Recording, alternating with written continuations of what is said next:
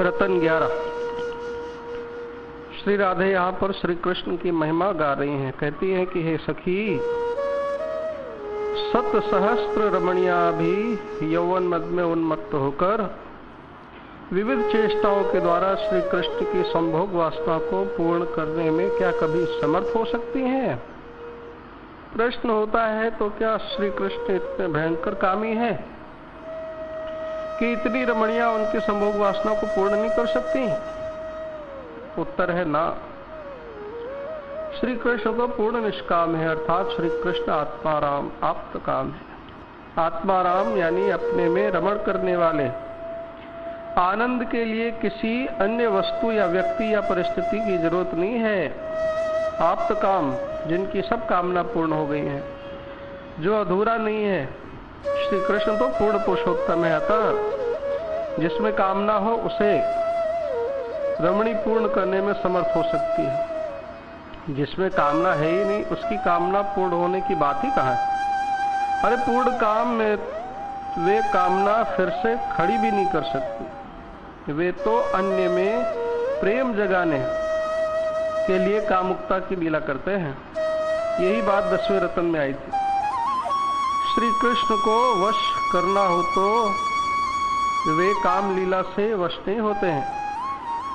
उन्हें तो एकमात्र शुद्ध प्रेम ही वशीभूत कर सकता है। यानी श्री कृष्ण तो पूर्ण निष्काम है, प्रेमी भी पूर्ण निष्काम चाहिए।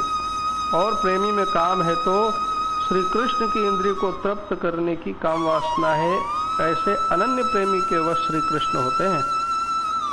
इसीलिए सखी मैं कहती हूँ कि श्री वृंदावन में रहकर इस प्रेम का अनुभव करो कि ब्रज रमणियों का श्री कृष्ण के प्रति जो प्रेम है, उसमें लेश मात्र भी स्वसुख वासना नहीं है, तथा श्री कृष्ण भी एकमात्र इसी प्रकार के प्रेम के वशीभूत होते हैं। रत्न 12। यद्यपि ब्रज की सभी रमणियों का प्रेम निरुपाधिक है। उपाधि यानी देह, देह से परे के भाव को निरुपाधिक यानी कामना रहित कहते हैं। कामना तो देह भाव में होती है। तथापि श्री कृष्ण सर्वापेक्षा मुझ में ही अत्यधिक अनुरक्त रहते हैं, ऐसी सबकी धारणा है। यह मिथ्या भी नहीं है, क्योंकि वे मेरे प्रेम को सुमेरु पर्वत के समान असीम मानते हैं, किंतु अन्य रमणियों के प्रेम को तो वे 3-4 सरसों के दाने के तुल्य भी नहीं मानते हैं। तत्वतः विचार करने पर ब्रज के अलावा कहीं भी विशुद्ध कहते हो प्रेम परिलक्षित नहीं होता है।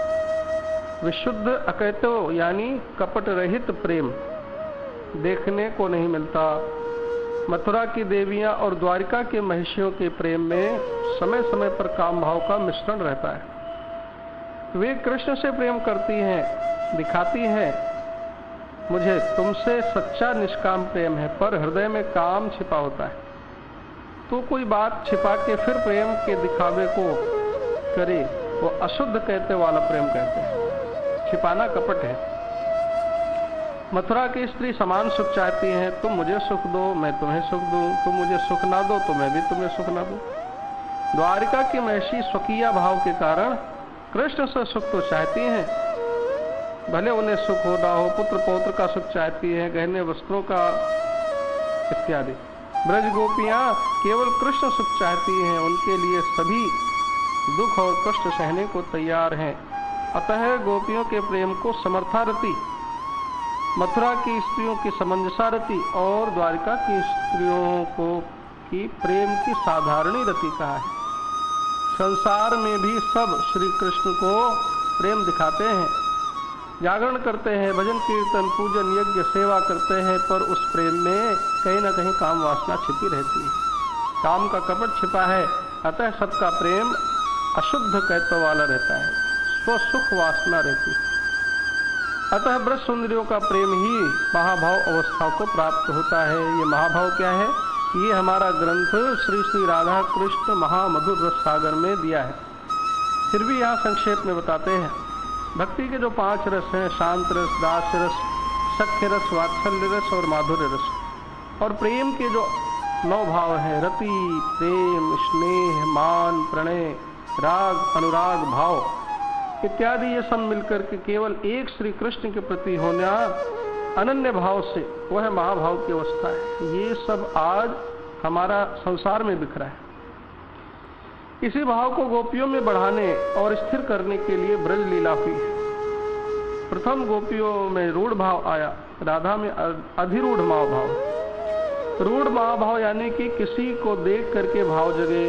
राधा के साथ रहने पर गोपियां उन्हें देखती, राधा रोती तो वो भी रोने लगती इत्यादि।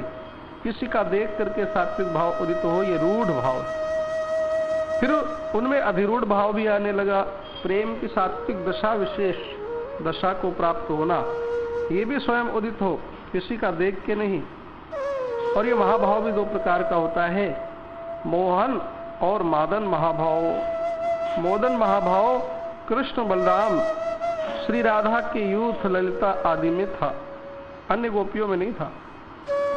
और मादन महाभाव ये तो एकमात्र श्री राधा जी में ही विराजित है, अन्य कहीं किसी में भी उदित नहीं है। इसमें वे श्री कृष्ण अविच्छिन्न मिलन पाती। श्री राधे मिलन के समय शर्म से श्याम से नजरें नहीं मिला पाती।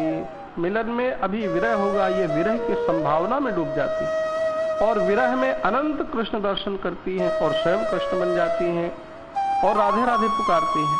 ऐसे संयोग वियोगात्मक श्रृंगार रस में डूबी रहती हैं। अतएव श्री राधिका प्रेम ही सर्वापेक्षा अत्यधिक है। इसीलिए श्री कृष्ण श्री राधे के प्रेम को सुमेरु पर्वत के समान असीम मानते हैं, किंतु ब्रज रमणियों के प्रेम को वे 3-4 सरसों के दाने के तुल्य भी नहीं मानते, क्योंकि ज्यादातर गोपी रूढ़ महाभाव में है। ललितादि